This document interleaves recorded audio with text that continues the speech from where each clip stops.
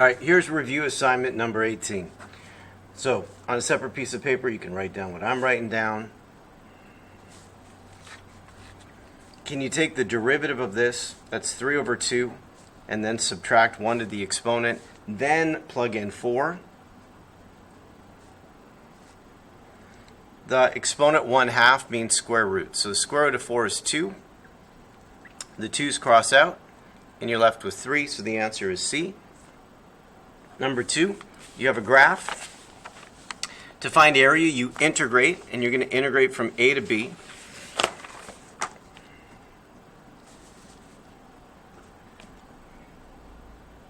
And it's top subtract bottom. So the top is just the line, y equals d. So it's just d, subtract the bottom, which is the curve f at x. And that's it. And that matches with B. Number 3, this is an end behavior question, which a lot of you are so good at. Power term over power term. So if I just write down the power terms, I can see the answer is 3, which is D. Number 4, it's actually number 7. You're given an equation, and you're asked to find the tangent line at this point. So x is 1, y is 5. To find the slope, you have to take the derivative. A lot of this we did already in class. So the bottom times the derivative of the top, subtract the top, times the derivative of the bottom, and then the bottom squared. And then you plug in 1 for x and get your answer. If you do that, you get the answer negative 13 when you plug in 1. And so the equation would be y equals negative 13, x minus 1 plus 5. It doesn't match, so you have to distribute. So when you distribute, you get negative 13x plus 18. Because of that, my pen is going here. The one that matches plus 18, and if you rearrange it, the one that matches is B. Number 8, you're given y equals tangent x, subtract cotangent x. So the derivative of that is secant squared. Now the derivative of cotangent is negative, so a negative and a negative make it plus, and that's cosecant squared. That's E. Number 9, 10. You're given a function. You have to do the product rule. So that's the first times the derivative of the second plus the second times the derivative of the first, and then you plug in 0 for your answer. So if I plug in 0, cosine 0 is 1. So this ends up being 1 times 1. Sine 0 is 0. So 0 times anything just gives me the answer 1. So the answer is D. Number 11, the acceleration is given there.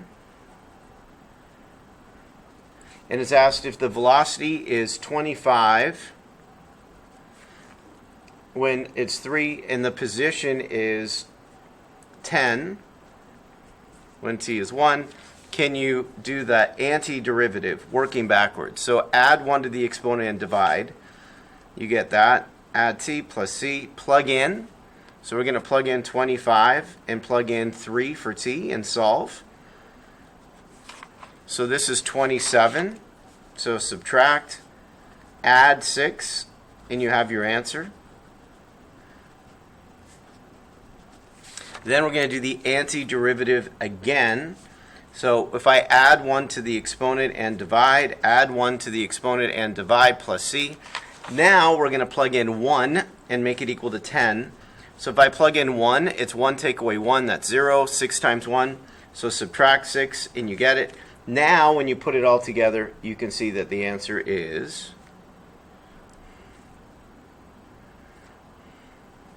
which is the one with 4. 3t squared minus t squared, well, it's got to be, plus 6t. What did I do wrong?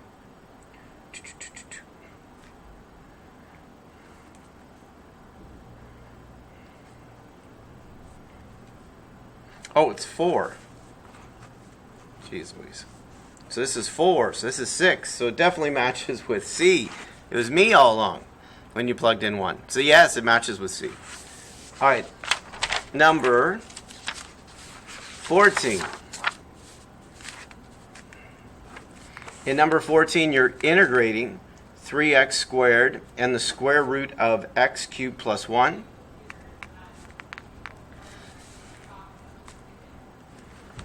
To do that integration, we're going to make it look calculus friendly. We're going to go 3x squared and x cubed plus 1 to the negative 1/2.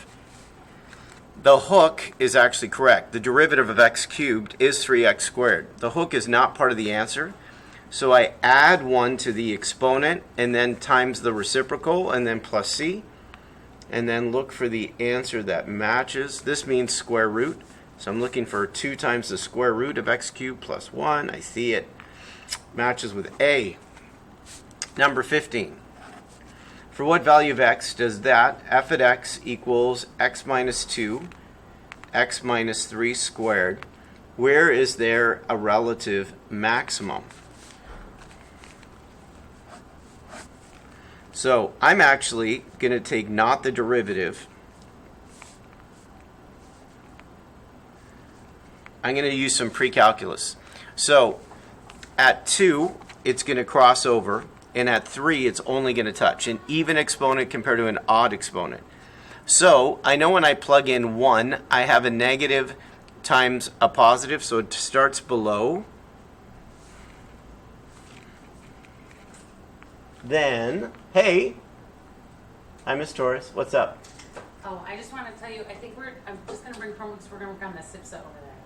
Oh, okay, just work over there? Yeah, instead of walk back. All right. So, just if you want to bring your stuff and Say hi to the internet. Hi, internet. Yeah, there you go. Okay, I'll bring my Chromebook. Okay. Thanks. I want to see if this works. So, if it crosses over at 2, and then at 3, and what do you ask for? You ask for where does it have a maximum? Well, there's a minimum there at 3. So I am going to take the derivative here. So why not just do the product rule? I could multiply it out. That's the first times the derivative of the second. I should have just done that to begin with. And then the second times the derivative of the first, which is just 1. If you make it equal to 0, the values, we can factor out an x minus 3. And you have 2 x minus 2 plus x minus 3. So I factor out an x minus 3. And so I know one answer is 3. That's the minimum. It's this one I want to know. If you distribute, you get 2x minus 4 plus x minus 3 equal to 0. That's the one I want to solve. So I get positive 7 over 3. Please say there's an answer to that. There it is, D. So where is that? It's positive. In fact, I could actually look at this graph and cross out bad answers. It's not negative. It's not negative. It's not negative. So 5 over 2 or 7 over 3, it's one of those two. But I find it. Fair enough. Number 16. The slope of the line normal to this graph, so it's y equals 2 ln secant x at x equals pi over 4. So normal, we're going to have to take the derivative.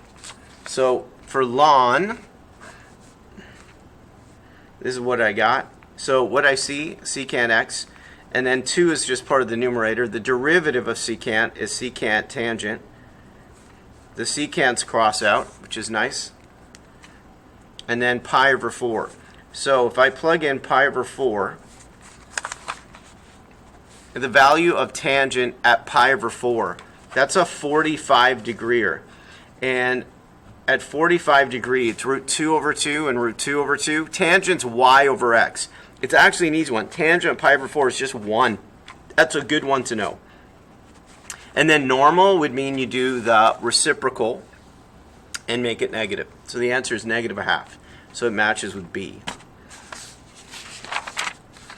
Number 17. I'm going to do 1 or 2 more. I'm going to do this in 2 videos because I have a meeting right now, as you heard with Ms. Torres. I'm going to integrate x squared plus 1 squared.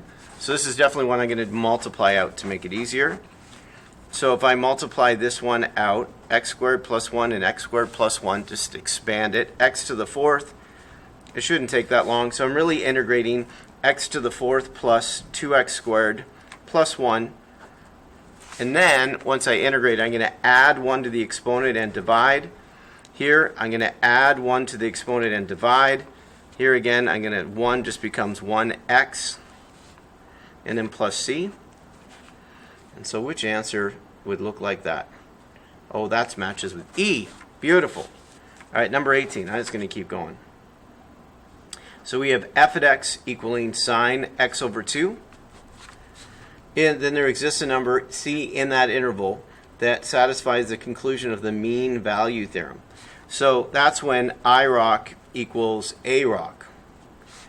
So if it's between pi over 2 and 3 pi over 2, then the derivative here, which is 1/2 cosine x over 2, because we need that hook, is equal to, and then the denominator I subtract them, and then for the numerator I'm going to plug them in. So if I plug in pi over 2, plug in 3 pi over 2, it ends up being 3 pi over 4.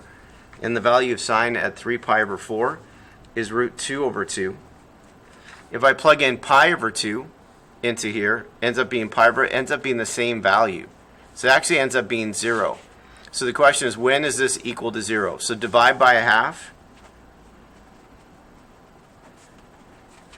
And then cosine is equal to 0 at pi over 2. And then divide by 2. Or multiply times 2.